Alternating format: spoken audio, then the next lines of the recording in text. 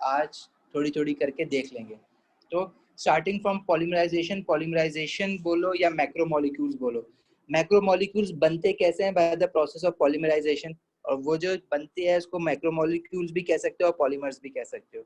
तो what basically is polymerisation? अच्छा, जो लोग नोट्स बनाते हैं साथ साथ लिखना चाहो तो लिख सकते हो, क्योंकि इसका हैंडआउट जो है ना अभी बना हुआ नहीं है। अच्छा, इसकी डेफिनेशन क्या होती है? When many small molecules combine in a suitable condition to form a polymer, this process is known as polymerization. When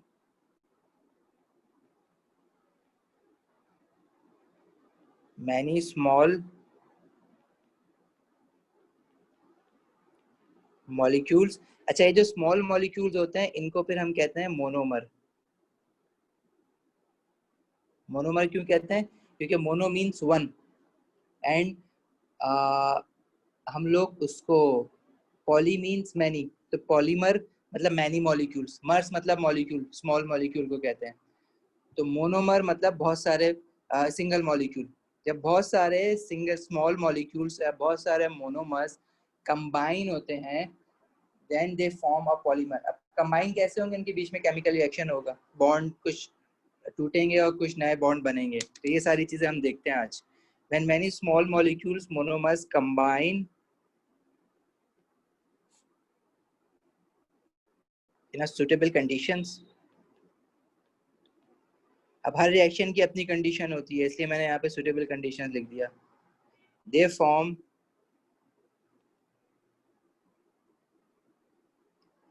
polymer, ठीक है। अच्छा, polymer is with many molecules, poly का मतलब होता है मैनी, और मोनो का मतलब होता है one, and this process is known as, and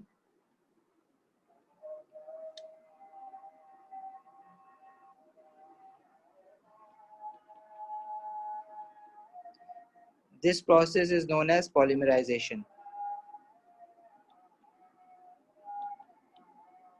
ठीक हो गया। अच्छा, पॉलीमराइजेशन हमारे पास दो तरह की है, एक है एडिशन पॉलीमराइजेशन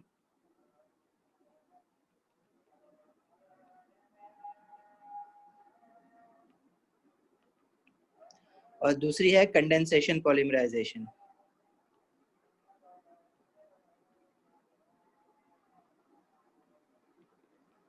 दोनों है हमारे सिलेबस में, दोनों देखेंगे। एडिशन पॉलीमराइजेशन से जो पॉलीमर्स बनते हैं वो डिफरेंट होते हैं, कंडेंसेशन पॉलीमराइजेशन से जो पॉलीमर्स बनते हैं वो डिफरेंट होते हैं। दोनों की प्रॉपर्टीज अलग अलग होती है, दोनों का बनने का स्टाइल अलग अलग होता है, ठीक है।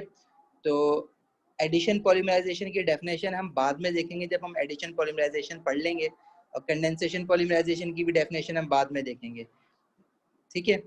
अच्छा, जब समझ लोगे क्या होता है addition polymerization and condensation polymerization, definition भी खुद ही बना लोगे।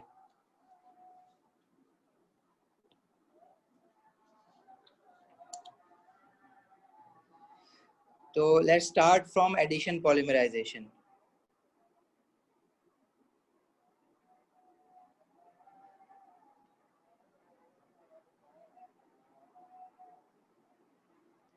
देखो, एडिशन पॉलीमराइजेशन किसमें होता है? अगर मेरे पास कोई एल्कीन मॉलिक्यूल है, जैसे मेरे पास इथीन है, तो इथीन क्या होता है? C2H4। इथीन का स्ट्रक्चर बनाओ तो इथीन में कार्बन कार्बन के बीच में डबल बॉन्ड होता है और 4 हाइड्रोजन होते हैं। अच्छा, अब ऐसे बहुत सारे इथीन मॉलिक्यूल अगर मेरे पास हैं, तो ये आपस में क्या करेंगे? एक दूसरे के साथ बॉन्ड बना लेते हैं। ऑब्वियसली एक सुटेबल कंडीशंस देनी है हमें, हाई टेम्परेचर देना होता है, उसके बाद जाके ये प्रोसेस होता है। तो इसमें होता क्या है? देखो, एडिशन पॉलीमर इसका बनेगा कैसे? जैसे ये दो डबल बॉन्डेड कार्बन है ना, तो इसके डबल बॉन्डेड कार्बन एटम्स पे हाइड्रोजन जो है, राइट और लेफ्ट पे कोई हाइड्रोजन नहीं लिखना। जितनी भी जो भी चीज लगी हुई ना डबल बॉन्डेड कार्बन एटम के साथ, वो ऊपर और नीचे लिख देना। राइट और लेफ्ट पे कुछ लिखने की जरूरत नहीं है आपको। और फिर इसके बराबर में हमारे पास एक दूसरा इथीन मॉलिक्यूल है। अच्छा, ये लोग आपस में क्या करेंगे? जब ये एक दूसरे के आमने सामने आएंगे, तो ये जो इनके डबल बॉन्ड है ना, ये खत्म हो जाएंगे, सही है। अच्छा, ये डबल बॉन्ड खत्म हो जाएंगे। जब ये डबल बॉन्ड खत्म हो जाएंगे तो हर कार्बन की एक वैलेंसी फ्री हो गई है, तो क्या करेगा अपने नेबरिंग मॉलिक्यूल के कार्बन से एक डबल बॉन्ड बना लेगा, एक सिंगल बॉन्ड बना लेगा इस तरह से। तो ये दोनों पहले आपस में कनेक्टेड नहीं थे, इनके बीच में पहले कोई बॉन्ड नहीं था, लेकिन अब इन दो मॉलिक्यूल्स के बीच में हमारे पास एक कोवेलेंट बॉन्ड आ गया। तो ये मॉलिक्यूल जो है दो मॉलिक्यूल से एक सिंगल मॉलिक्यूल बन गया। इसी तरह सिर्फ एक तो नहीं होगा ना, ये बहुत सारे होते हैं। एक इधर भी लगा हुआ है, अब इसको हम लोग इसी तरह से बनाते हैं। चलो एक इधर भी है, जैसे सी सी एच एच। देखो डबल बॉन्डेड कार्बन एटम जो है उसके साइड्स पे कुछ नहीं रखना, ऊपर और नीचे कर देना, ताकि साइड से कार्बन बॉन्ड बनाएगा उसका। तो फिर क्या होगा, ये वाला इसके साथ बॉन्ड बनाना चाह रहा है, तो ये क्या करेगा, अपने जो कार्बन के साथ ये डबल बॉन्ड खत्म करेगा और बराबर वाले नेबरिंग कार्बन के साथ एक सिंगल बॉन्ड बना लेगा यहाँ पे। तो ये मॉलिक्यूल ना बढ़ता जाएगा बढ़ता जाएगा बढ़ता जाएगा। इसी तरह इसके लेफ्ट पे भी होंगे, इसके राइट पे भी होंगे, तो ये एक लॉन्ग चेन बनती जाएगी बनती जाएगी। तो जो हमारे पास सिंपल मॉलिक्यूल थी ना, जो इथीन था हमारे पास, ये मॉलिक्यूल, इसको हम कहेंगे कि ये हमारे पास मोनोमर था, और ये कंबाइन होके होके एक बड़ा मॉलिक्यूल बने जा रहा है बने जा रहा है। इस बड़े मॉलिक्यूल का नाम हम कहेंगे कि ये पॉलीमर है। ठीक है। अच्छा, अब देखो इसको लिखेंगे कैसे। अब ये तो इतने सारे हैं, मैं कह रहा हूँ कि 100 200 300 भी आ जाते हैं। 300 मोनोमर्स कंबाइन होके एक पॉलीमर बना देते हैं। तो हम अब 300 मोनोमर्स तो नहीं लिख सकते ना, 300 के मैं डबल बॉन्ड खत्म करूंगा पूरा यहाँ पे बना के दिखाऊं। तो हम लोग इसको कैसे करते हैं, हम लोग कहते हैं कि इसकी इक्वेशन अगर लिखनी है ना, तो आपने ये बना किससे, इथीन से। तो आप वो डबल बॉन्डेड कार्बन जिसके राइट और लेफ्ट पे कुछ नहीं रखना, ऊपर और नीचे सारे बॉन्ड्स दिखा दो, इसके कुछ n number of monomers combine होके जो पॉलीमर बनाएंगे ना, तो क्या होगा उसमें, इस कार्बन कार्बन का डबल बॉन्ड खत्म होगा और ये आगे यहाँ से बॉन्ड बनाएंगे किसी और मॉलिक्यूल से। अब मैं उन सबको दिखाऊंगा नहीं आगे, बस मैं बॉन्ड आगे स्ट्रेच करके ब्रैकेट बना दूंगा, तो आप खुद समझ जाओगे कि ये जो है ना चेन कंटिन्यू होगी, और इसके जैसा ही एक मॉलिक्यूल, मतलब ये जो पूरी चीज है इसके जैसा ही एक मॉलिक्यूल जो है इसके बराबर में भी होगा, इसके पीछे भी होगा। इसी तरह जो आगे लगेगा उसके आगे होगा, फिर उसके आगे होगा, उसके आगे होगा, और इसी तरह इसके पीछे एंड सो ऑन, ऐसा होता रहेगा। और कितने मोनोमर्स कंबाइंड हुए वहां पे मैं एन लिख दूंगा कि N number of monomers combined to form this polymer. अच्छा, ये था इथीन, और इसका फिर नाम क्या देंगे, इसके नाम के आगे बस पॉली लिख देंगे, पॉलीथीन। तो ये पॉलीथीन वही है जो पॉलीथीन पॉलीथीन की थैलियां नहीं करते हम लोग, प्लास्टिक बैग्स जो होते हैं जो हम लोग नॉर्मली यूज करते हैं, दैट्स पॉलीथीन। ठीक है। आप जो है वो एक यूनिट से रिप्रेजेंट, देखो ये पूरा एक यूनिट कहलाएगा, हम इसको जो है वो एक यूनिट से भी रिप्रेजेंटेशन कर सकते हैं इसकी, और हम इसके एटलीस्ट 2 यूनिट दिखा दो तो ज्यादा बेटर होता है। 2 यूनिट किस तरह से दिखा सकते हो, आपको पता है कि एक इथीन मॉलिक्यूल यहाँ बनाया, इसके साथ एक और इथीन मॉलिक्यूल बना दो। अच्छा, जब ये पॉलीमर बना लेगा तो इसके डबल बॉन्ड दोनों के खत्म हो जाएंगे, मैं हटा रहा हूँ डबल बॉन्ड, और इनके आपस में कार्बन कार्बन का एक बॉन्ड बन जाएगा। इसी तरह इधर भी एक आता जाएगा, इधर भी ऐसे मॉलिक्यूल आते जाएंगे। तो हम कितने बनाएं, हम 2 बनाना है, वो बहुत काफी है। इसको यहाँ पे एक बॉन्ड लंबा सा दिखा दो, यहाँ पे एक बॉन्ड लंबा सा दिखा दो, इसका मतलब है कंटिन्यू हो रहा है। ऐसे ही मॉलिक्यूल जो है ना रिपीटेड यूनिट, ये एक रिपीटेड यूनिट है, ऐसे यूनिट जो है वो बार बार आते जाएंगे, इस इधर भी आते, राइट साइड पे भी लेफ्ट साइड पे भी। तो हम बनाएंगे नहीं सारे, हम यहाँ ब्रैकेट डाल के यहाँ पे n लिख देंगे कि जितने भी n की नंबर ऑफ मोनोमर्स हैं वो इस फॉर्मूला को रिप्रेजेंट कर रहा है। ठीक है, किसी का कोई सवाल, कोई कंफ्यूजन?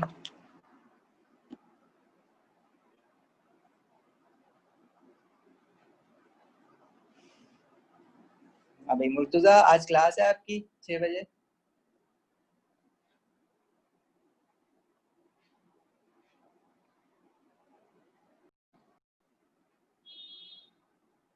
क्योंकि आज मैं चाहता हूँ कि मैं ये मैक्रोमोलिक्यूल्स और ऑर्गेनिक वाइंड अप कर दूं बस।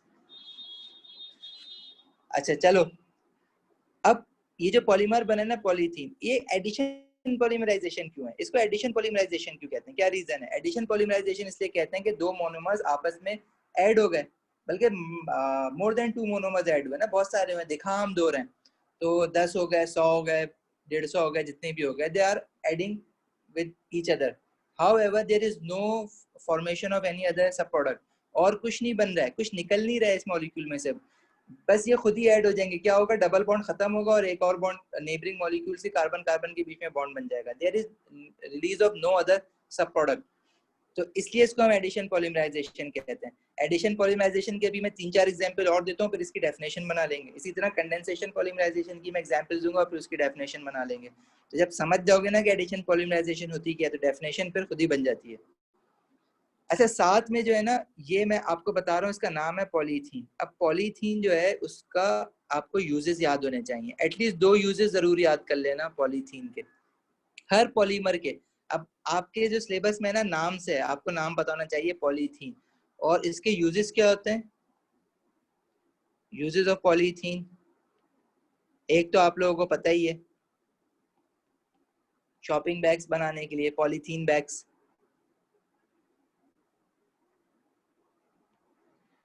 इसको पॉलीथीन बैग्स लिख दो बस, दैट वुड बी इनफ।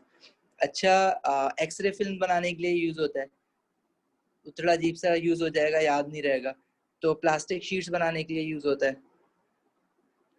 ठीक है। तो मेन यूज जो है ना पॉलीथीन बैग्स है। अब आई गेस ये नहीं भूलोगे, पॉलीथीन रोज सुनते हो, डेली का वर्ड है आपके लिए।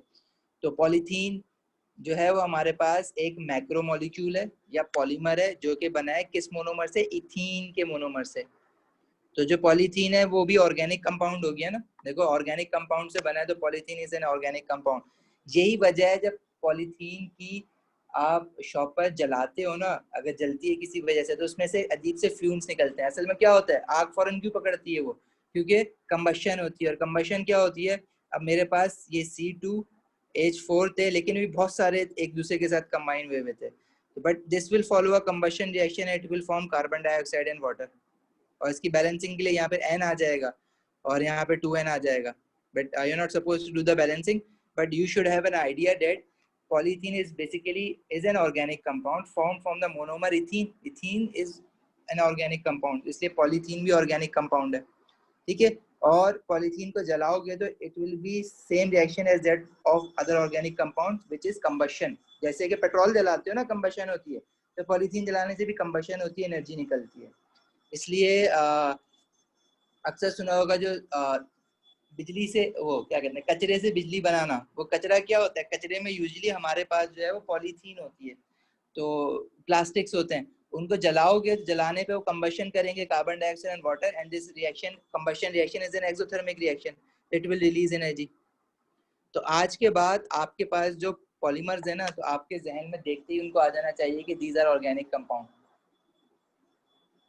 मोनोमर देखो, मोनोमर क्या होता है Ejaam, monomer is a single molecule जिससे पॉलीमर बन रहा है। जैसे यहाँ पे इथीन था, इथीन, बहुत सारे इथीन के मॉलिक्यूल्स मैंने मिलाए, तो हर एक इथीन के मॉलिक्यूल को मैं बोलूंगा कि ये इसका मोनोमर है।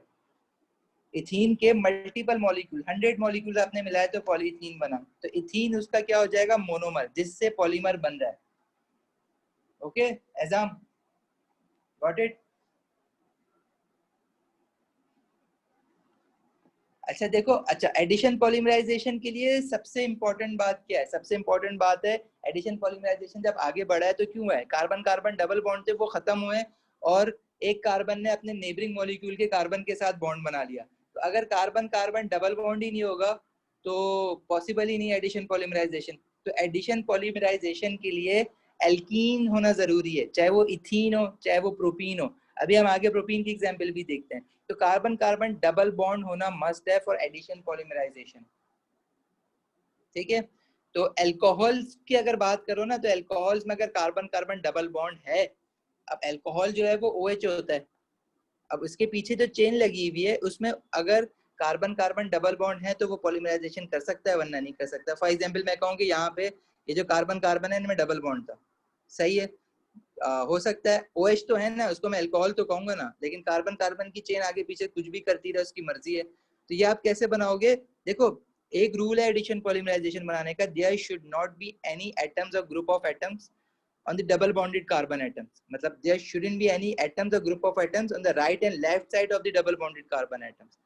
मतलब इस जो डबल बॉन्डेड कार्बन एटम्स है इसके राइट पे OH है ना। अच्छा, इसमें क्या क्या लगता है, और H लगेगा, यहाँ पे एक H लगेगा और यहाँ पे 3 हाइड्रोजन लगेंगे। तो डबल बॉन्डेड कार्बन एक ये है, एक ये है, जो रेड में मैंने अंडरलाइन किए हैं। तो इसके ऊपर एक H यहाँ पे हो जाएगा, तो OH जो है इसका नीचे लिख देना।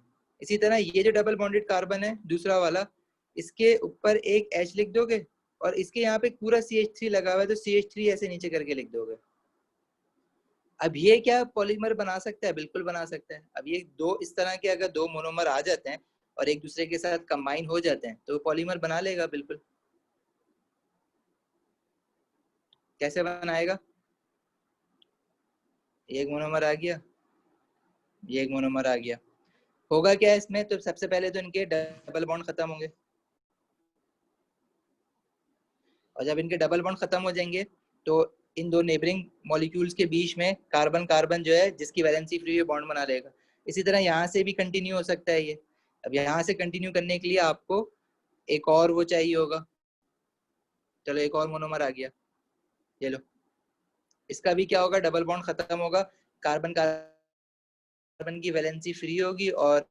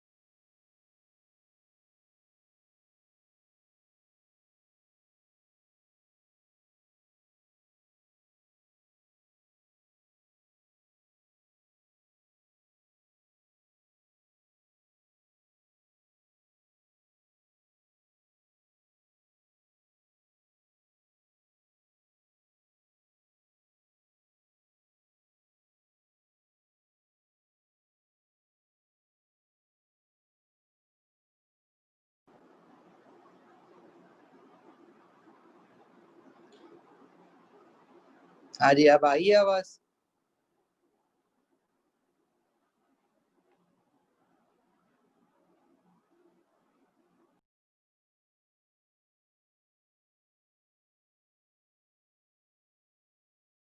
सही है। एडिशन पॉलीमराइजेशन में दूसरा हम लोग जो पॉलीमर देखने वाले हैं वो देखने वाले हैं पॉलीप्रोपीन। नाम से पता चल रहा है। पहला क्या देखा? पॉलीथीन। दूसरा हम देख रहे हैं पॉलीप्रोपीन। अब नाम से पता चल रहा है कि प्रोपीन से बना होगा। प्रोपीन का फॉर्मूला क्या होता है? C3H6। अच्छा, इसका स्ट्रक्चर हम लोग ऐसे बनाते हैं। अब 3 कार्बन है, किसी 2 कार्बन के बीच में डबल बॉन्ड हो सकता है। किसी भी 2 कार्बन के बीच में डबल बॉन्ड बना दिया आपने। ऐसे प्रोटीन के बहुत सारे मॉलिक्यूल्स कंबाइन होंगे तो जो पॉलीमर बनेगा वो पॉलीप्रोपीन हो जाएगा। ठीक है। अच्छा, अब उसको बनाओगे कैसे? देखो ये एक प्रोटीन मॉलिक्यूल है, ऐसे मैं कह रहा हूँ कि बहुत सारे प्रोटीन मॉलिक्यूल हैं हमारे पास। अब इनको कंबाइन कैसे करोगे? देखो जो बॉन्ड बनेगा वो हमेशा बनेगा कार्बन कार्बन डबल बॉन्ड के साथ। ठीक है। तो आपने एक रूल याद रखना है, वो रूल क्या है? फॉर एडिशन पॉलीमराइजेशन, लिख लेना यार अपने पास ये सारी चीजें। For addition polymerization there should not be any atom और group of atom. Group of atom का क्या मतलब है? जैसे CH3 एक साथ लिखा हुआ है, that is group of atom, और hydrogen is just an atom. There should not be any atom और group of atom, group of atoms on right and left side of double bonded carbon atoms।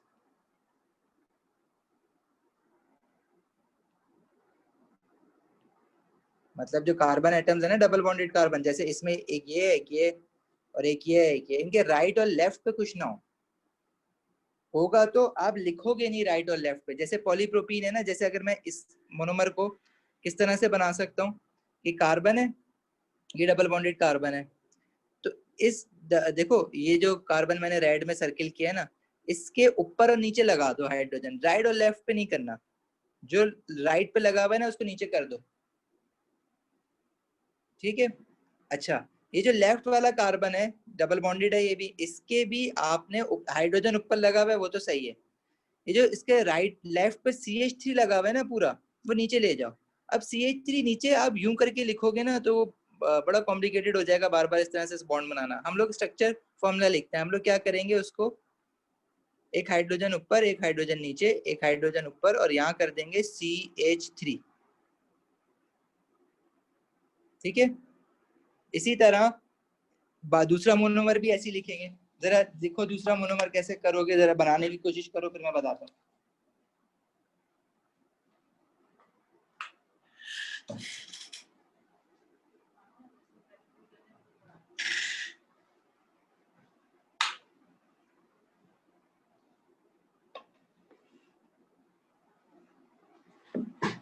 तंदील क्या पूछ रहे हो? How many structures of polymer? बात नहीं समझा मैं आपकी।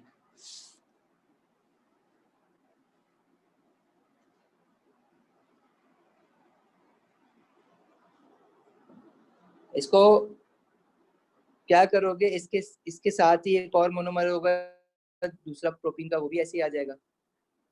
बस दो बनाओ, दो से ज्यादा नहीं बनाओ। फिर क्या होगा, इनके जो डबल बॉन्ड हैं कार्बन के, वो खत्म हो जाएंगे, सिंगल बॉन्ड रह जाएंगे, सही है। और एक एक वैलेंसी फ्री होगी कार्बन की, तो कार्बन कार्बन आपस में बॉन्ड बना लेंगे। और यहाँ दो बॉन्ड लंबे करके दिखा के ऐसे ब्रैकेट बना दो, स्क्वायर ब्रैकेट बना दो या कली बना दो, कली तो नहीं खैर, स्क्वायर या राउंड, और यहाँ पे एन लिख दो। तो ये जो इसमें रिपीटेड यूनिट ढूंढो, रिपीटेड यूनिट क्या है? अगर गौर से देखो तो ये यहाँ तक रिपीट हुआ, फिर उसके बाद दोबारा है दूसरा ऐसा ही यूनिट आ गया, तो इसका क्या मतलब है कि this one is known as monomer, मतलब ये इसके मोनोमर है या ये इसका मोनोमर है, दीज आर ऑल मोनोमर्स। और ये बहुत सारे मोनोमर्स कंबाइन होके एडिशन पॉलीमराइजेशन के थ्रू जो पॉलीमर बन रहा है वो एडिशन पॉलीमर है। और इसका नाम क्या हो जाएगा भाई? प्रोपीन से बना है ना, तो साथ प्रोपीन के नाम से पहले पॉली लगा दो, पॉलीप्रोपीन, दैट्स इट, ठीक है।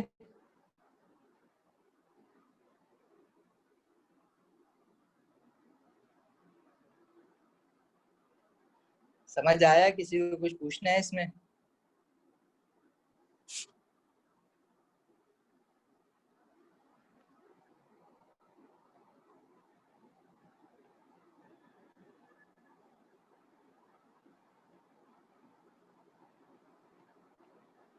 यूजेस ऑफ पॉलीप्रोपीन भाई, प्लास्टिक्स जो होती है ना नॉर्मल, जो प्लास्टिक की चीजें होती हैं, प्लास्टिक्स बनाने में यूज होता है, use in making plastics,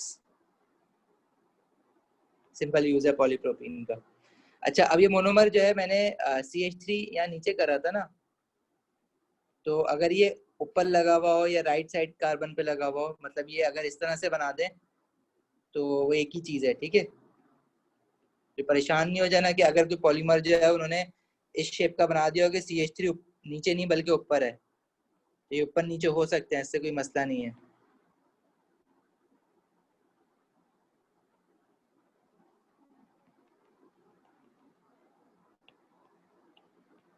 this also is correct. अच्छा, अब थर्ड टाइप के पॉलीमर पे जा रहे हैं, और उसका नाम है पॉलीविनाइल क्लोराइड। अच्छा, ये बड़ा इंपॉर्टेंट पॉलीमर है, डेली लाइफ में यूज होता है। अभी जो बहुत सारे प्लास्टिक्स है ना, प्लास्टिक कप्स हो गए, हर चीज ही प्लास्टिक की है ना, ज्यादातर मोबाइल की केसिंग से लेके आपके पास प्लास्टिक प्लास्टिक ये सब ऑर्गेनिक कंपाउंड से बने हुए हैं, पॉलीमर्स हैं, प्लास्टिक्स होती पॉलीमर है। अच्छा, थर्ड वाला एडिशन पॉलीमर हम क्या पढ़ रहे हैं? देखो अभी तक एडिशन पॉलीमराइजेशन चल रहा है, मैंने तीन दो बता चुका हूँ अब तक। पहले का नाम था पॉलीप्रोपीन, दूसरे का नाम है, अच्छा पहले का पॉलीथीन था, चलो पॉलीथीन, पॉलीप्रोपीन, और ये जो है ना ये है पॉलीक्लोरोइथीन।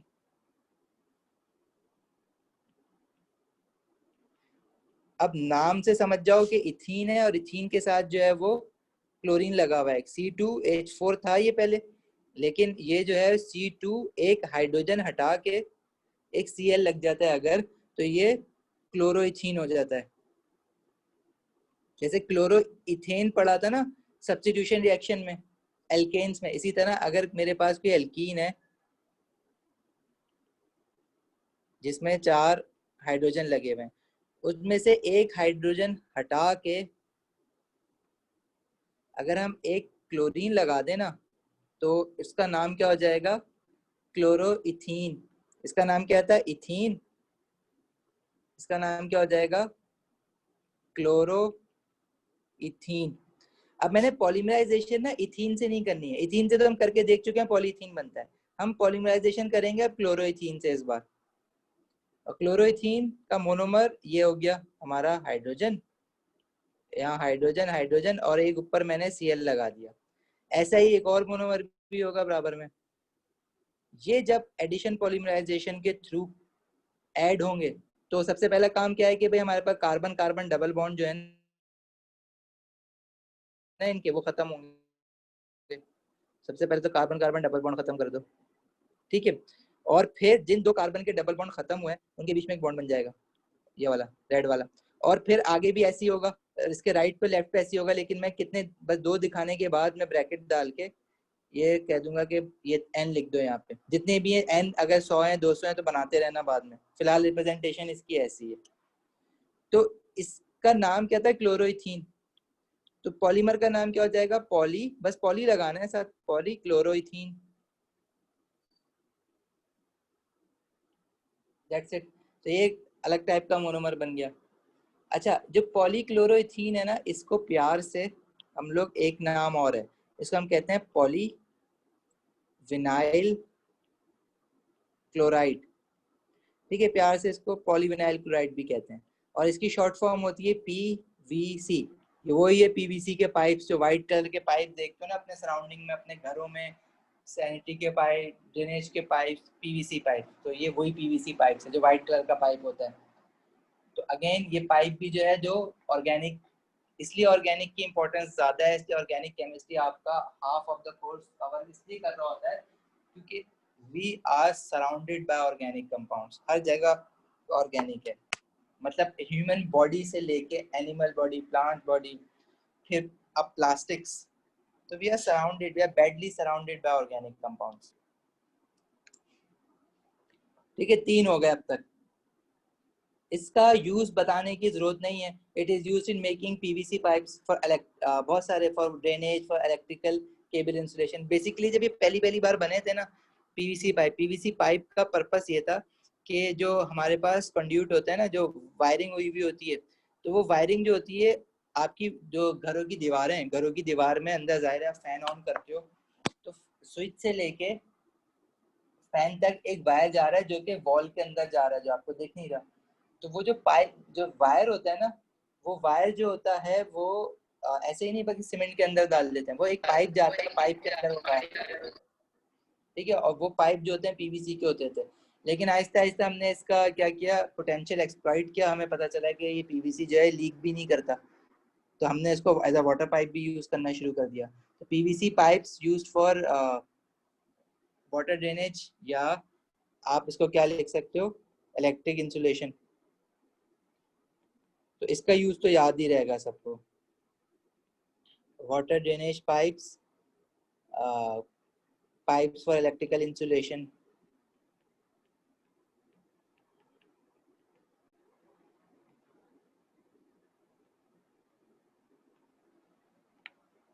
इक्वेशन में एन की जरूरत ये है, देखो एन ये शो कर रहा है कि कितने आखिर मोनोमर कंबाइन होके ये पॉलीमर बन रहा है। अब मैं तो दो दो बना रहा हूँ ना, ये दो कंबाइन नहीं होते, ये बहुत सारे एक साथ कंबाइन होते हैं, जैसे हजार हजार भी हो जाते हैं। जैसे पॉलीथीन है, उसमें तकरीबन 100 और इथीन के मोनोमर जो है वो एक दूसरे के साथ कंबाइन होकर फिर जाके पॉलीथीन बनता है। अब मैं 100 तो चेन नहीं बना सकता ना इतनी लंबी, तो उसको पेपर पे रिप्रेजेंट करने का तरीका क्या है कि आप एन लिख देते हो, एन की कोई वैल्यू होगी, ठीक है। अब पॉलीथीन है तो उसकी अलग वैल्यू होगी, पॉलीप्रोपीन की अलग होगी, पॉलीविनाइल क्लोराइड पॉलीक्लोरोइथीन की अलग होगी। तो हम लोगों ने सिर्फ एन लिख देना, ये इसका वे ऑफ रिप्रेजेंटेशन है, ठीक है जवेरिया।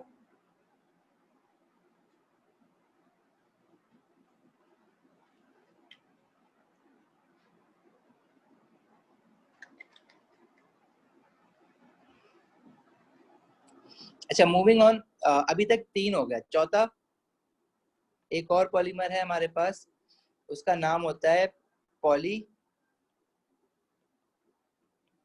टेट्रा फ्लोरो इथीन। अच्छा, इसको प्यार से टेफ्लॉन भी कहते हैं, और टेफ्लॉन अभी मैं बताता हूँ कहाँ कहाँ यूज होता है। अच्छा, पॉलीटेट्रा फ्लोरोइथीन, अगेन इथीन मॉलिक्यूल में हमारे पास, हमें पता है कि उसका स्ट्रक्चर ये होता है C2H4। टेट्रा का क्या मतलब है? 4। फ्लोरो का क्या मतलब है? फ्लोरीन। इथीन का मतलब आप जानते हो C2H4। तो C2H4 में इथीन में से अगर मैं सारे हाइड्रोजन हटा के, पहले हमने एक क्लोरीन लगाया था तो क्लोरोइथीन बना था, अगर मैं एक फ्लोरीन लगाऊंगा तो फ्लोरोइथीन बन जाएगा। लेकिन अगर मैं दूसरा हाइड्रोजन भी हटा के एक फ्लोरीन लगा दूं तो डाई फ्लोरोइथीन बन जाएगा, 2 फ्लोरोइथीन। 3 लगा दूं तो ट्राई बन जाएगा, 4 लगा दूं तो 4 को हम कहेंगे टेट्रा।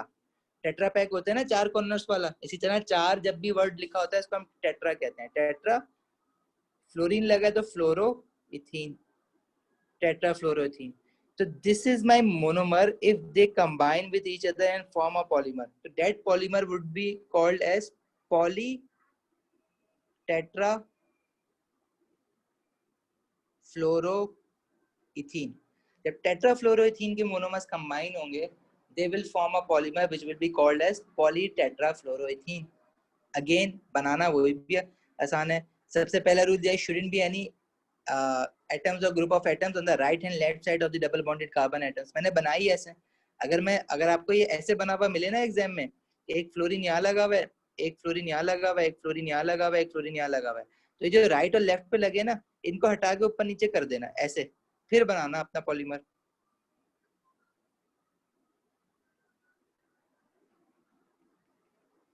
सही है।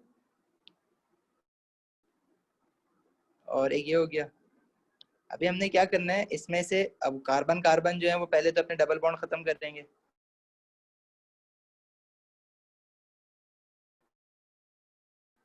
सही है। और डबल बॉन्ड खत्म करने फ्यूल का कार्बन है उसके साथ बॉन्ड बना लेंगे, कोवलेंट बॉन्ड ऐसे, ठीक है। और फिर यहाँ पे और होंगे इसी तरह के और होंगे, तो मैं सारे नहीं बनाऊंगा बल्कि एन लिख दूंगा।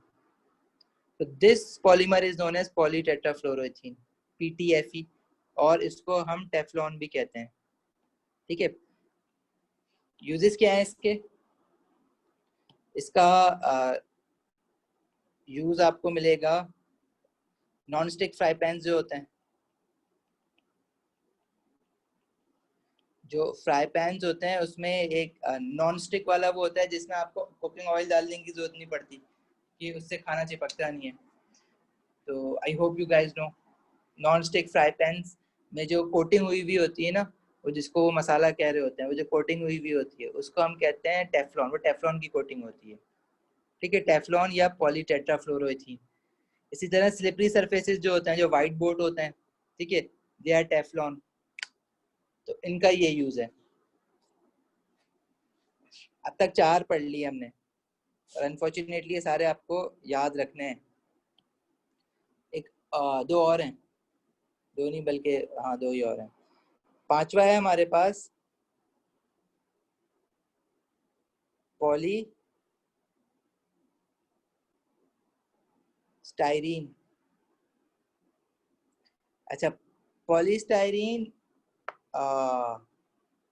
क्या कहते हैं, पॉलीस्टाइरीन के कप्स होते हैं ना, पेपर कप्स होते हैं, पेपर प्लेट्स होती हैं, ये वो चीज है। या पेपर कप्स और पेपर प्लेट्स यूज करते हो ना, दैट्स पॉलीस्टाइरीन। हम लोग डेली लाइफ में जब मैंने पढ़ा नहीं था तो मुझे नहीं पता था, मैं भी उसको पॉलीथीन को पॉलीथीन पॉलीथीन कहते थे, असल में पॉलीइथीन होता है। और पॉलीस्टाइरीन, पॉलीस्टाइन पॉलीस्टाइन कुछ भी कह दो उसको, लेकिन जब केमिस्ट्री पढ़ लेते हो तो आपको समझ आता है दिस इज पॉलीस्टाइरीन। अब पॉली मतलब मोनोमर, स्टाइरीन कोई जाहिर है मॉलिक्यूल होगा, मोनोमर होगा। आपने इथीन सुना था, प्रोपीन सुना था, पॉलीप्रोपीन बन गया। क्लोरोइथीन से पॉलीक्लोरोइथीन बन गया।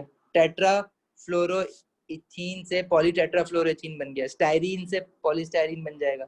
लेकिन स्टाइरीन कहते हैं किससे हैं?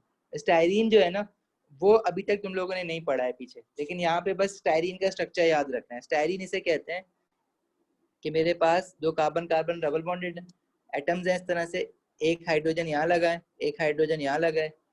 अच्छा, यहाँ पे भी एक हाइड्रोजन लगा है, यहाँ पे लगा होता है C6H5। ठीक है, C6H5 क्या होता है अभी हम इसकी डिटेल में नहीं जाएंगे। वैसे इसका स्ट्रक्चर जो होता है वो कुछ इस तरह से बेंजीन रिंग होता है ये, बट हम लोगों ने इसको नहीं देखना है अभी। हमें बस ये याद रखना है कि C6H5 होता है। ये हमारे पास मोनोमर है, इसका नाम है स्टाइरीन। और बहुत सारे स्टाइरीन मोनोमर जब एक दूसरे के साथ कंबाइन हो जाएंगे थ्रू एडिशन पॉलीमराइजेशन, तो they will form a polymer known as polystyrene. Examiner देखो क्वेश्चन एग्जाम में किस तरह से आता है, वो कहता है कि मोनोमर आइडेंटिफाई, पॉलीमर बना हुआ है, वो कह रहा है मोनोमर आइडेंटिफाई करो। सही है। अच्छा, जो मैं अभी छठा पढ़ाता हूँ ना, तो उसमें मैं पहले आपको पॉलीमर बना दूंगा और फिर मैं पूछूंगा कि बताओ उसमें मोनोमर क्या होना चाहिए। या फिर वो ये कहेगा कि पॉलीस्टाइरीन का यूज बता दो, या फिर वो ये कहेगा कि बताओ चार ऑप्शन में से पॉलीस्टाइरीन का कौन सा मॉलिक्यूल है। जब तक आपको याद नहीं होगा कि पॉलीस्टाइरीन स्टाइरीन का स्ट्रक्चर क्या था, तो पॉलीस्टाइरीन रिकॉग्नाइज नहीं कर सकोगे। इस तरह के क्वेश्चन हैं। तो अच्छा, पहला रूल क्या है हमारा कि अगर मुझे एडिशन पॉलीमराइजेशन बनाना है, तो एडिशन पॉलीमराइजेशन बनाने के लिए जो डबल बॉन्डेड कार्बन एटम्स हैं, there should not be any atom or group of atoms on the right hand left hand side of the double bonded carbon atoms। Double bonded carbon दो हैं जो red में मैं कर रहा हूँ, इसके राइट पे भी हाइड्रोजन लगा है, लेफ्ट पे भी हाइड्रोजन लगा है। तो आपने क्या करना है, उसको ऊपर नीचे कर देना है बस, राइट और लेफ्ट खाली रखनी है जगह, ताकि दूसरा मोनोमर आके कंबाइन तो हो सके इसके साथ। That's it. और फिर आपके पास ये आ गया दूसरा मोनोमर। अगेन इसमें भी यही होगा, पहले जो दो डबल बॉन्डेड कार्बन एटम्स के बीच में डबल बॉन्ड है, वो बॉन्ड खत्म होगा, और वो बॉन्ड खत्म होने के बाद जो है वो अपने नेबरिंग कार्बन एटम से सिंगल बॉन्ड बना लेगा इस तरह से, और यहाँ से लंबा हुआ, and we write N over है। तो दिस मोनोमर एक्चुअली जो ये वाला जो मोनोमर था ना C6H5H, this was styrene, so this polymer would be called as polystyrene।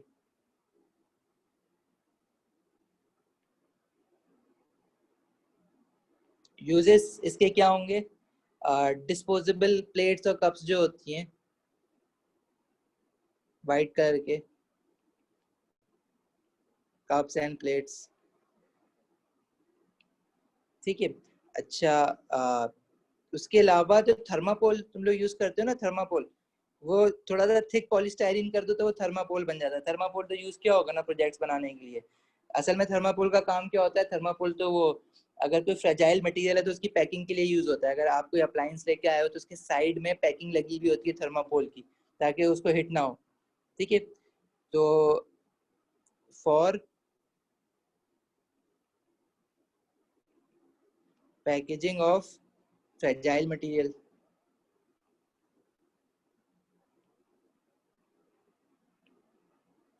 ठीक है। और अगर कुछ याद ना आए तो लिख देना कि, अगर बाकी कुछ याद ना आए ना तो लिख देना it is used for making science models.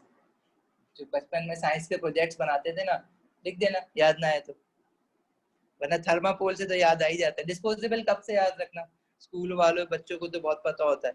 हर वक्त पार्टी होती थी तो वो कहते थे कि पेपर कप और पेपर प्लेट ले आए। सही है, ये इसका यूज है। इन हाँ, मुर्तुजा एज इंसुलेटर भी यूज होता ही है। अच्छा, जो सिक्स पॉलीमर है ना, जैसे इसने मरियम ने सवाल पूछा कि एग्जामिनर कैसे पूछेगा, तो मैं सिक्स पॉलीमर का ना आपको अभी सिर्फ नाम बता रहा हूँ। इसको हम कहते हैं पर्सपेक्स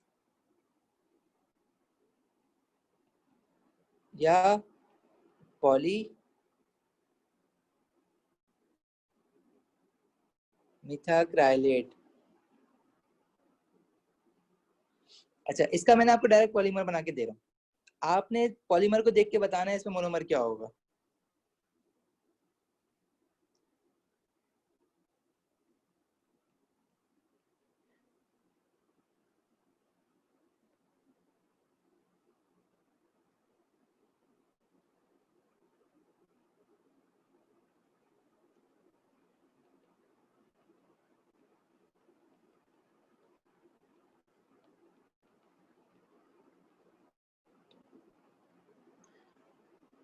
ये मैंने डायरेक्ट पॉलीमर बना के दे दिया। इस पॉलीमर का नाम है पर्सपेक्स या पॉलीमिथाक्राइलेट।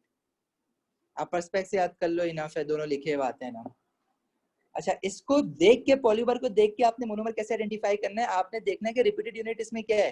रिपीटेड यूनिट देखो, ये यहाँ से ये एक अजीब सी अनयूजुअल चीज आई है आपके पास, COOCH3। तो आप देखो कि ये चीज एक हाइड्रोजन छोड़ के दोबारा रिपीट हो रही है, तो इसका मतलब ये है कि यहाँ तक जो है वो एक मोनोमर था जो कि बिल्कुल एज इट इज है, बराबर वाले स्ट्रक्चर के साथ। मतलब ये एक पूरा हमारे पास एक रिपीटेड यूनिट है और ये एक रिपीटेड यूनिट है, मतलब ये एक पूरा मोनोमर है। कि ये जो पूरी चीज हमारी है ना, ये एक मोनोमर है, इसके क्योंकि इसके बराबर में दोबारा से ऐसे ही स्ट्रक्चर है, तो मतलब ये रिपीटेड यूनिट है, ये मोनोमर मोनोमर कंबाइन हुए होंगे। तो आप इसका मोनोमर अभी तो पॉलीमर की फॉर्म में बना हुआ है ना, एक दूसरे के साथ कंबाइन हुआ हुआ है, तो इसका मोनोमर आप कैसे दिखाओगे। इसका मोनोमर देखो, ये पूरी चीज आप बाहर निकाल के लिख लो। और पहले क्या हुआ होगा, कार्बन कार्बन डबल बॉन्ड होता है वो खत्म हुआ होगा, फिर जाके ये नेबरिंग, मतलब ये है कि इनके बीच में पहले क्या सिचुएशन थी, ऐसे कार्बन कार्बन तो डबल बॉन्ड, ये इसका मोनोमर हो जाएगा। ठीक है, मिथाक्राइलेट मोनोमर कहते हैं इसको।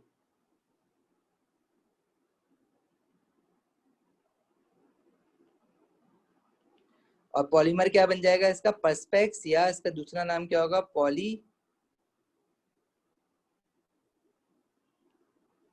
मिथाक्राइलेट। यूजेस इसके, पर्सपेक्स जो होता है ना, ग्लास लाइक मटेरियल होता है, ट्रांसपेरेंट होता है, लाइट आर पार होती है। जो आप लोग ग्लासेस पहनते हो ना, आई साइड के ग्लासेस यूजुअली, जो अब प्लास्टिक के आने लग गए हैं, पहले तो ग्लास होता था, उसको कहते ग्लास ही है, लेकिन जो चश्मे होते हैं पहले वो कांच के होते थे, वो गिरता था टूट जाता था। अब जो है वो प्लास्टिक का आने लग गया है। लेंसेज जो होते हैं आपके शीशे के, तो मेकिंग लेंसेज, लेंस बनाने के लिए जो आंखों में लेंस डालते हैं वो भी पर्सपेक्स होता है, यूज इन मेकिंग लेंसेज। सही है। कोई सवाल किसी का यहाँ तक,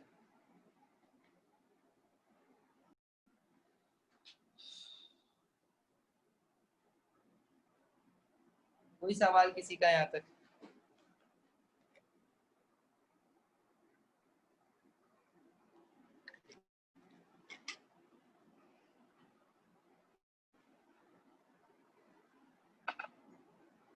तो हमारे पास कितने हमने पॉलीमर्स देख लिए, एडिशन पॉलीमर्स। देखो, हमने अभी तक पढ़ा है सिर्फ एडिशन पॉलीमराइजेशन, और एडिशन पॉलीमराइजेशन मैंने कहा था पहले बनाना सीख लो, फिर उसकी हम डेफिनेशन देख लेंगे। तो हमारे पास एडिशन पॉलीमराइजेशन में हमने 6 एडिशन पॉलीमर्स देखे। अच्छा, इसकी डेफिनेशन क्या होगी एडिशन पॉलीमराइजेशन की। It is a type of polymer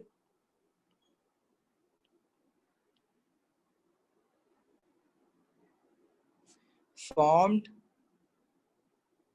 from double bonded carbon molecule. Double bonded carbon जो ऑर्गेनिक कंपाउंड होते हैं उसको हम कह देते हैं अनसैचुरेटेड। सैचुरेटेड सिंगल बॉन्ड को कहते हैं, तो उसको हम अनसैचुरेटेड कह देंगे। Formed from unsaturated monomers. ठीक है, टू फॉर्म अब जो पॉलीमर बना है उसमें तो डबल बॉन्ड खत्म हो गया ना, तो यानी पॉलीमर जो है वो सैचुरेटेड कहलाएगा। टू फॉर्म अ, और इतने सारे मोनोमर मिलके एक कंबाइंड एक मॉलिक्यूल बना लेते हैं जिसको हम कहते हैं to form a single saturated polymer. ठीक है, एज द ओनली प्रोडक्ट, मतलब इसके अलावा कोई और प्रोडक्ट नहीं बन रहा, बस एक पॉलीमर बन रहा है। ठीक है, type of polymer form from unsaturated इसलिए कह रहा हूँ क्योंकि डबल बॉन्ड था उस मोनोमर्स में। To form a single saturated polymer, saturated polymer को सैचुरेटेड क्यों कह रहे हो, क्योंकि डबल बॉन्ड खत्म हो गया है। जो डबल बॉन्ड होते हैं तो उनको हम अनसैचुरेटेड कहते हैं, जैसे एल्कीन्स है उनको हम अनसैचुरेटेड कहते हैं, और जिनमें सिंगल बॉन्ड होता है उसको हम सैचुरेटेड कहते हैं। और ये जो पॉलीमर होता है एक ही प्रोडक्ट बनता है। रिएक्टेंट बहुत सारे हैं, मोनोमर्स बहुत सारे हैं, एन नंबर ऑफ मोनोमर, 100 भी है, 150 भी है, ये पॉलीमर मॉलिक्यूल एक ही बन रहा है। तो this is the definition of addition polymerization. और क्या क्या हमने इसमें एग्जांपल्स देखी हैं। सबसे पहली तो हमने पॉलीथीन देखी,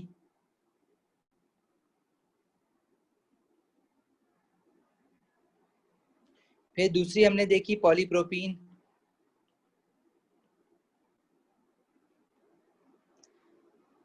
थर्ड हमने देखा पॉलीविनाइल क्लोराइड, पॉलीविनाइल क्लोराइड या जिसको हम पीवीसी भी कह रहे हैं।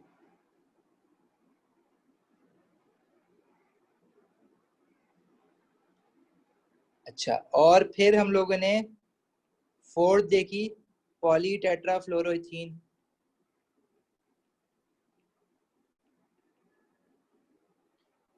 फिफ्थ हम लोगों ने पॉलीस्टाइरीन, और सिक्स हम लोगों ने देखी पर्सपेक्स।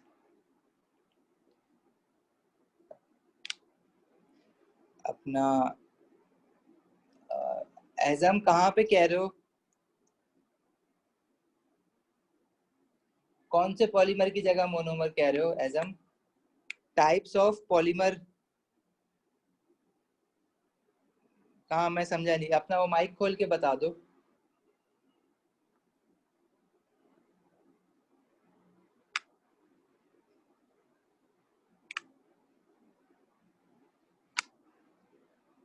ऐसा मैं समझा नहीं कहाँ पे कह रहे हो, किसी और को अगर समझ आया तो वो बता दे मुझे क्या कह रहा है ये।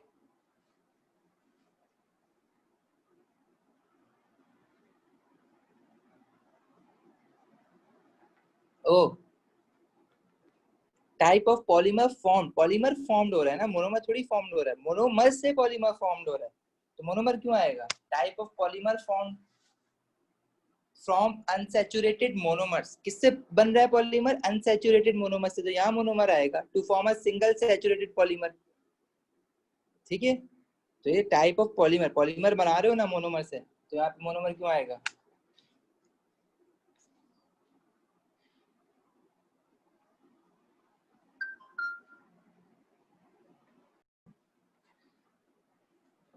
अब फर्क इसमें क्या होता है, पहले हम बनाते हैं कंडेंसेशन पॉलीमराइजेशन होती क्या है, बना के देखते हैं, और अगेन इन दी एंड जैसे एडिशन पॉलीमराइजेशन की डेफिनेशन बनाई है ना, तो कंडेंसेशन पॉलीमराइजेशन की भी फिर वैसी ही डेफिनेशन खुद ही बन जाएगी।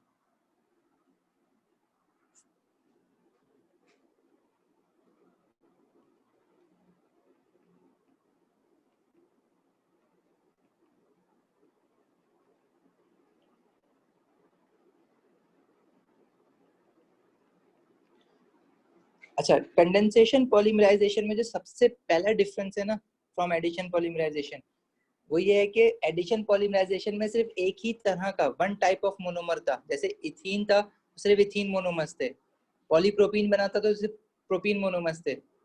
ठीक है, पॉलीस्टाइरीन बना था तो सिर्फ स्टाइरीन के मोनोमर्स थे। यहाँ पे हमारे पास two different type of monomers होंगे, it has two different monomers. अच्छा, वो मोनोमर्स कंबाइन ही होंगे। ठीक है, जब वो मोनोमर्स कंबाइन होंगे ना, तो water molecule is always released, molecule is always released when polymer is formed. such a type of polymerization is known as condensation polymerization. For example, अब देखते हैं, अभी हमारे पास एक मोनोमर है, जो मोनोमर्स है ना, उसमें से एक है अल्कोहल और दूसरा है कार्बोक्सिलिक एसिड।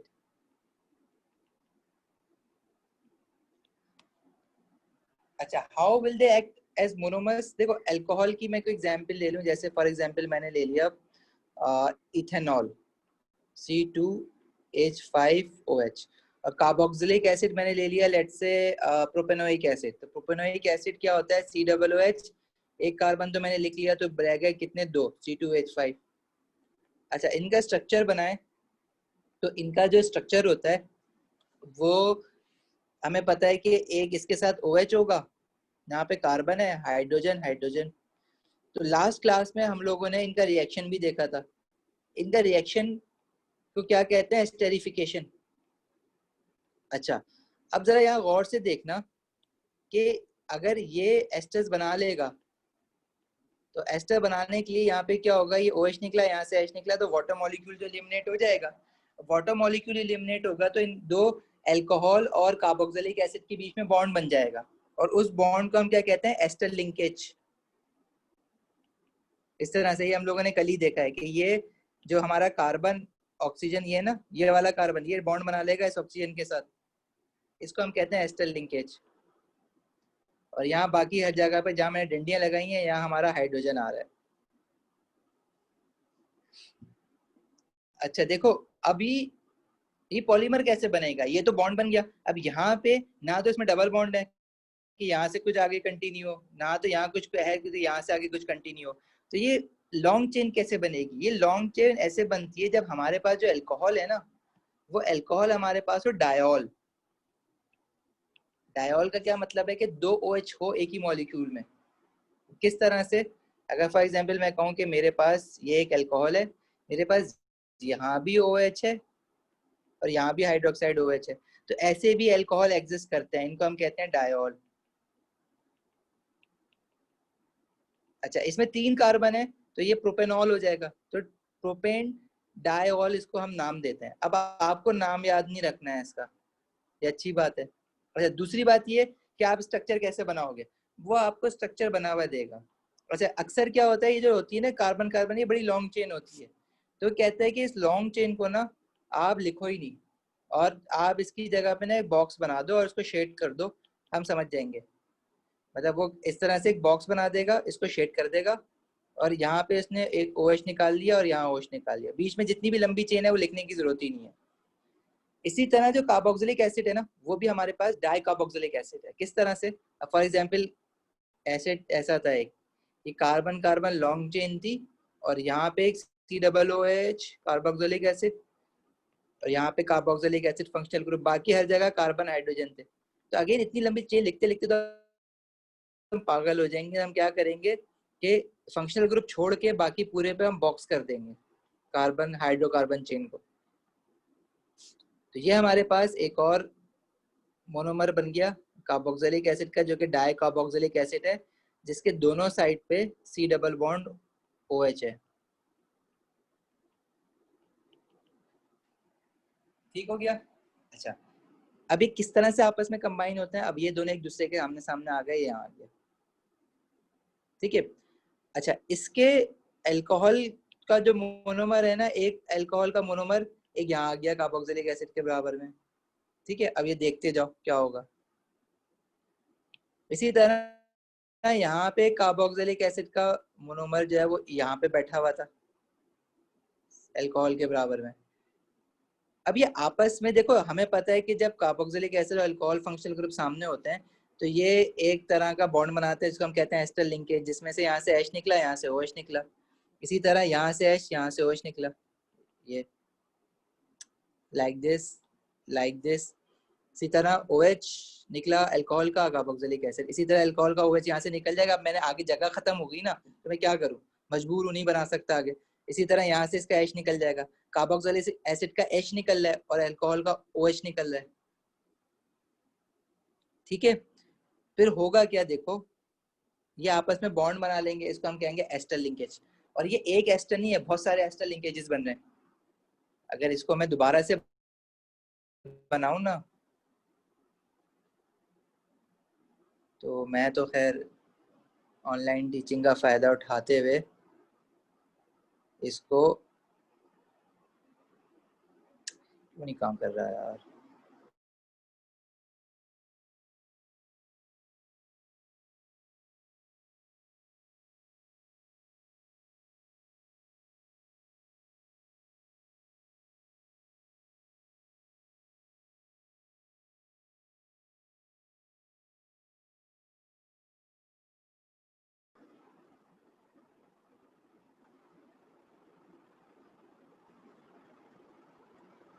इसका तो ओएच पूरा निकल गया क्योंकि वो अल्कोहल था, वहां से एक लंबी लाइन मैंने कंटिन्यू कर दी, यहाँ से लंबी लाइन मैंने कंटिन्यू कर दी।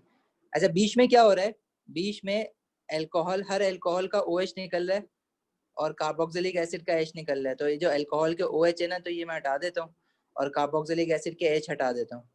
तो ये लेफ्ट पे पहला वाला है, तो यहाँ से अल्कोहल का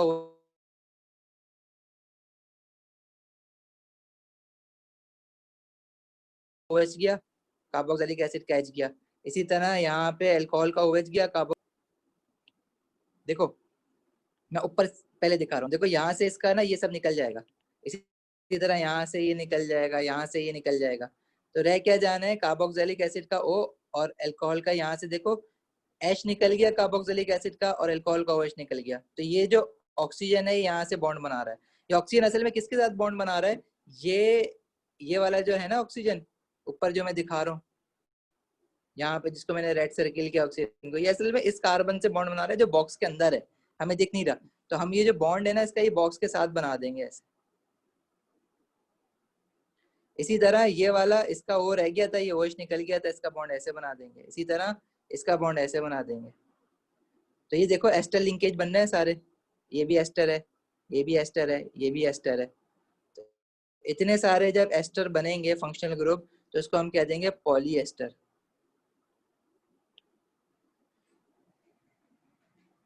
और इस मैक्रोमोलिक्यूल या इस पॉलीमर का नाम ही हो जाएगा पॉलीएस्टर। ठीक है, तो अब ये थोड़ी सी कॉम्प्लिकेटेड है। अच्छा, इसमें आपको कुछ चीजें एज इट इज याद करनी है, आप कॉम्प्लिकेशन से बच जाओगे। ये है कॉम्प्लिकेटेड, लेकिन सिलेबस में इसका कॉम्प्लिकेटेड पार्ट डाला नहीं है इन्होंने। इन्होंने बस कहा है आप जो पॉलीएस्टर बनेगा ना, उसके मोनोमर बता दो क्या होंगे और वो पॉलीमर बनने के बाद कैसा दिखेगा, दैट्स इट। आपका काम आसान किया हुआ है, और यूजेस बता दो। ठीक है, अभी जो पॉलीएस्टर बना है, पॉलीएस्टर समझते हो ना यार, वो जो कपड़ा होता है आपके पास पॉलिस्टर का कपड़ा, दैट इज पॉलिएस्टर। अपनी जो टी शर्ट्स हैं, शर्ट्स हैं, उसके पीछे टैग देखो, अक्सर के पीछे पॉलिएस्टर लिखा होता है फैब्रिक के साथ, तो ये वो कपड़ा है पॉलिएस्टर। तो आपसे एग्जाम में क्या पूछेगा, एग्जामिनर ने क्या पूछना है, क्या इतनी मेहनत करवानी है, नहीं।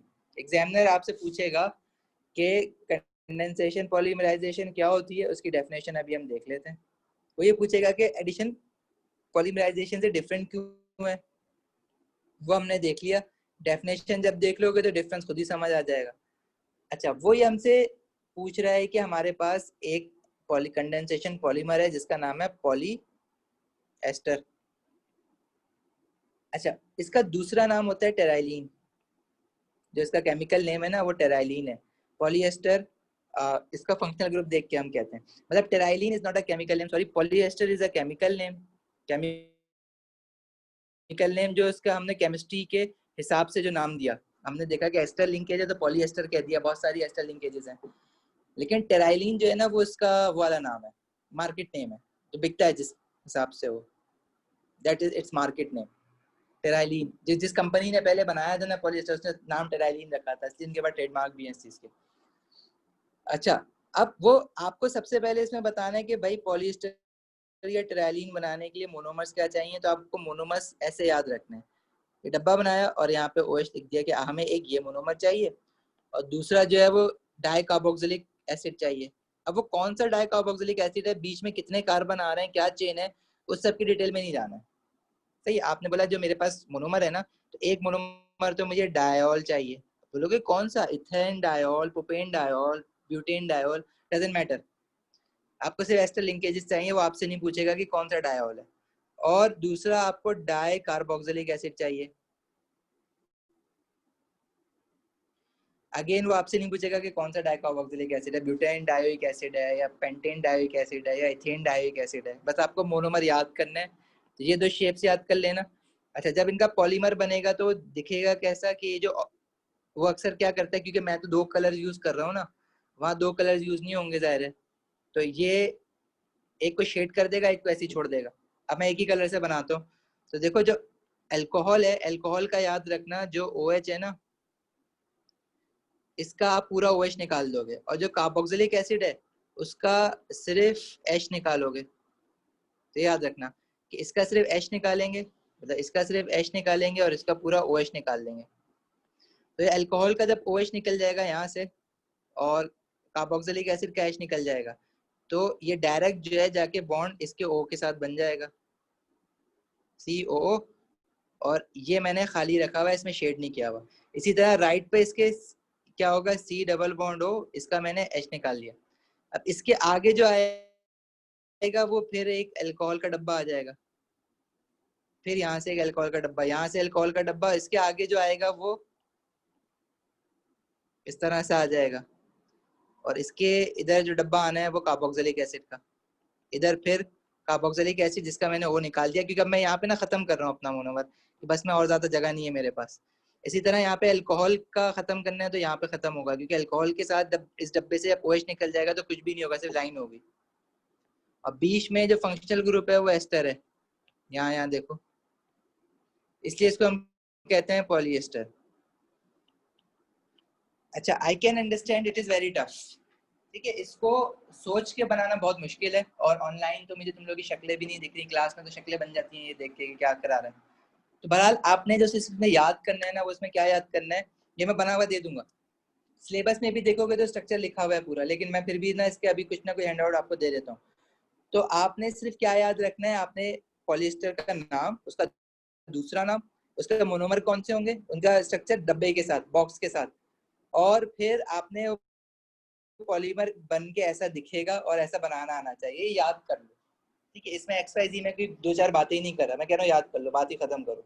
ठीक है, और इसका यूज क्या है, it is used in making clothes, clothing के लिए यूज होता है।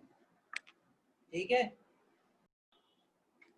अच्छा देखो, ये हमारे पास जो डायामाइन है, नाइलॉन है, और जो पॉलिएस्टर है, ये हम लोगों के मैन मेड पॉलीमर्स हैं। इसको जब हम लोग ये आर्टिफिशियली बनाते हैं, मार्केट इंडस्ट्री में बनाते हैं बेचने के लिए, नायलॉन को और पॉलिएस्टर को। लेकिन ये हमने चीज सीखी कहाँ से, ये जब हमारे नेचुरल पॉलीमर जो होते हैं ना, इसके जैसे पॉलीअमाइड है ना, तो वो प्रोटीन होता है, पॉलीपेप्टाइड। जिनके पास बायो है उनको पता होगा, अगर बहुत सारी पेप्टाइड लिंकेजेस हैं तो इसको पेप्टाइड लिंकेज भी कहते हैं, इसको पॉलीपेप्टाइड भी कहते हैं। तो इसकी जो नेचुरल फॉर्म है ना वो प्रोटीन है। इसी तरह जो पॉलीएस्टर है उसकी नेचुरल फॉर्म है फैट्स, तो ये फैट्स में मिलता है हमें। लेकिन अभी जो हमने बनाया है ना पॉलीस्टर, ये आर्टिफिशियल है, इसको टेराइलिन कहते हैं, और इसके मोनोमर्स ये होते हैं और इसका पॉलीमर ऐसे बनता है। इसी तरह जो नाइलॉन है, पॉलीअमाइड, ये भी हमारे पास आर्टिफिशियल है, इसके मोनोमर्स ये होते हैं, इसका स्ट्रक्चर ऐसे बनता है। और इसके जो यूज है, अब नाइलॉन का यूज आपको पता है कि क्लोथिंग के लिए, उसके अलावा नाइलॉन के फिशिंग नेट्स बनते हैं जो कि बहुत मशहूर होते हैं, फिशिंग नेट फिशिंग करने के लिए। बाकी नायलॉन तुम लोगों को पता है रस्सी बनाने के लिए यूज होता है, कुछ सॉक्स बनाने के लिए यूज होता है, फाइबर्स बनाने के लिए यूज होता है। नायलॉन रोप्स, और याद रख लेना नायलॉन रोप्स, नायलॉन की रस्सी बड़ी मशहूर होती है पैकिंग करने के लिए। ठीक है, तो ये हमारे पास जो थे ना, ये असल में आर्टिफिशियल कंडेंसेशन पॉलीमर्स थे। इसको हम यूं, इसको अगर मैं समराइज करूँ ना, तो कंडेंसेशन पॉलीमर्स जो होते हैं ना वो भी दो तरह के होते हैं।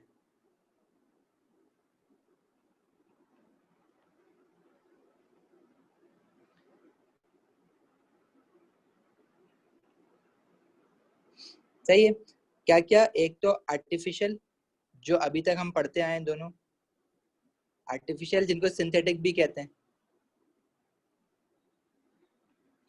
और दूसरे नेचुरल जो कि नेचुरली मिलते हैं हमें, जैसे प्रोटीन और फैट्स। इसमें हमने क्या क्या दो चीजें पढ़ी, पॉलिएस्टर, पॉलिएस्टर का दूसरा नाम क्या था? टेराइलिन। और दूसरा हमने क्या पढ़ा? क्या कहते हैं? नायलॉन। नायलॉन को पॉलीएमाइड भी कहते हैं। सही है। नेचुरल में हम लोग जो पढ़ेंगे ना, जो क्या कहते हैं पॉलिएस्टर जैसा है वो क्या है? फैट्स हैं। और जो नायलॉन जैसा है नेचुरल का वो क्या है? प्रोटीन है। सही है। आर्टिफिशियल फैट की आर्टिफिशियल अगर जैसा बनाना है तो पॉलिएस्टर कहलाता है, वो प्रोटीन का आर्टिफिशियल बनाना है तो वो नायलॉन जैसा कहलाता है।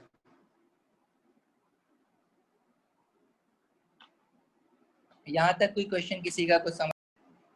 आगे फिर अब देखो, इसका आर्टिफिशियल ये बना है, नेचुरल जब बनाते हो ना तो नेचुरल में थोड़ा सा डिफरेंस होता है बस, उसके मोनोमर्स में थोड़ा सा डिफरेंट होता है, फंक्शनल ग्रुप डिफरेंट नहीं हो सकते। अगर मैं नेचुरल की बात करूं,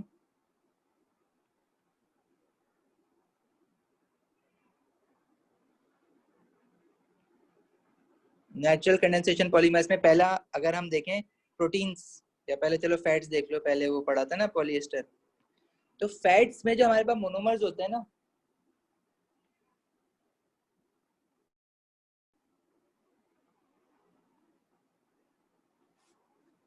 वो मोनोमर में हमारे पास देखो, जब हमने टेराइलिन या पॉलिएस्टर पढ़ा तो उसमें दो तरह के थे, कार्बोक्सिलिक फंक्शनल ग्रुप था और हमारे पास डायोल था।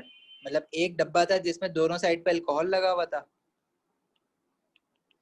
और एक डब्बा था जिसमें दोनों साइड पर कार्बोक्सिलिक एसिड लगा हुआ था। यहाँ पे चीज थोड़ी सी डिफरेंट है, यहाँ पे ये वाले पॉलीमर नहीं होते नेचुरल में। फंक्शनल ग्रुप यही होंगे, मतलब OH भी होगा, कार्बोक्सिलिक भी होगा, लेकिन वो किस तरह से होते हैं? देखो, एक हमारे पास क्या कहते हैं, ऐसा होता है OH। OH 3 कार्बन एक साथ जुड़े हुए होते हैं, और OH जो है वो ऐसे लगा हुआ होता है। अब अगेन ये लंबी चेन बनाना मुश्किल है, तो हम कहते हैं कि यार इसकी जगह भी डब्बा बना दो। अब इसकी जगह डब्बा बनाओगे तो कैसे बनाओगे? ये पूरा डब्बा बना दो इसकी जगह पे, बन जा रहा है, यहाँ पे एक बॉन्ड जा रहा है, यहाँ पे एक बॉन्ड जा रहा है। तो इसको जो है ना वो ऐसे करके ना, जैसे ई बनाते हो ना, ई बना दो, और यहाँ पे एक OH दिखा दो, यहाँ पे एक OH दिखा दो, यहाँ पे एक OH दिखा दो। इसी तरह से दूसरा मोनोमर होगा, वो क्या है? Carboxylic COOH। अच्छा, इसके राइट साइड पे होता है, लेफ्ट पे कुछ नहीं होता, लेफ्ट पे खत्म हो जाती है चेन। तो दो मोनोमर होते हैं हमारे पास। ठीक है। अच्छा, इस मोनोमर का नाम होता है ग्लाइसरॉल। और again this one is carboxylic acid.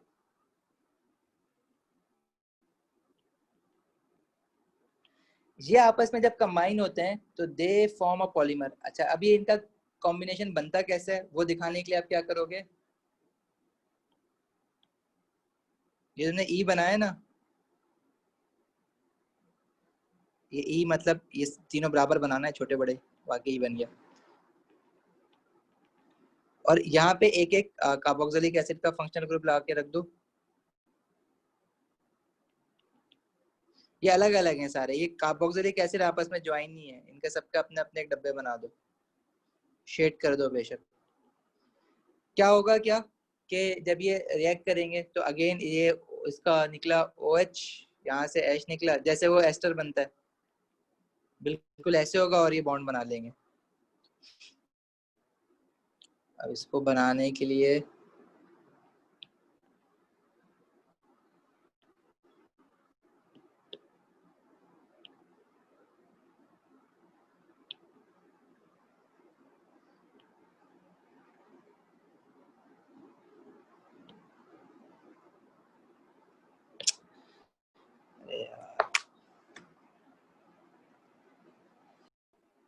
सही, तो इसका फाइनल पॉलीमर ऐसा बनेगा। इस ये सारी की सारी जो लिंकेजेस हैं, ये क्या है? एस्टर लिंकेज है, ये भी एस्टर लिंकेज है, तो ये पॉलीएस्टर ही है। लेकिन ये क्योंकि नेचुरली बना है तो इसका, इसको जो हम नाम देते हैं ना, उसको हम कहते हैं फैटी एसिड्स एंड ग्लाइसरॉल, क्योंकि ये एसिड से बना है और ये ग्लाइसरॉल से बना है। और ये जो एसिड, कार्बोक्सिलिक एसिड के मॉलिक्यूल जो आते हैं इनको फैटी एसिड्स कहते हैं एक्चुअली। तो इसको हम कहते हैं फैटी एसिड्स एंड ग्लाइसरॉल।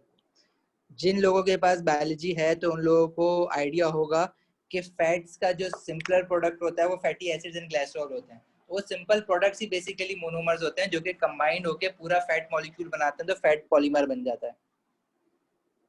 ठीक है, अच्छा देखो आज की क्लास जो है ना यहाँ खत्म करते हैं।